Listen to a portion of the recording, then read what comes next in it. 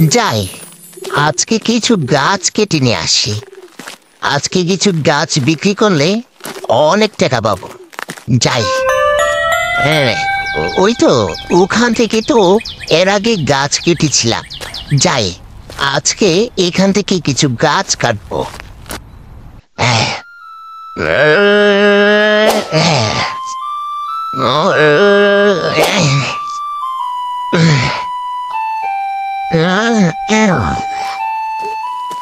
চাচা, চাচা, এই যে আপনি কি করছেন?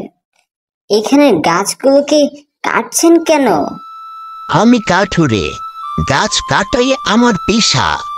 আপনি জানেন না, গাছ আমাদের পরম বন্ধু। ও আমাদেরকে ছায়া দেয়, অক্সিজেন দেয়, ফল দেয়। গাছকে কেটে ফেললে তো আমাদেরই সমস্যা হবে। আমাকে তো কাঠ বিক্রি করে খেতে হয়, এটাই আমার পেশা বাবাজি। এছাড়া তো আমার পরিবার না খেয়ে মারা যাবে।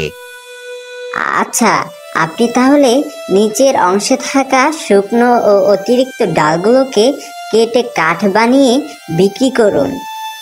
আর হ্যাঁ, কখনো যদি গাছ কাটার প্রয়োজন হয় তাহলে আগে অন্তত 3টি গাছ লাগাবেন।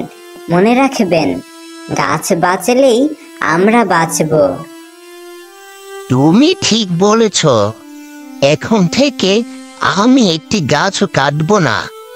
আর অনেক প্রয়োজন হলে আগে 3টি গাছ লাগাবো এবং অন্যদেরকেও গাছ লাগাতে উৎসাহ দিব।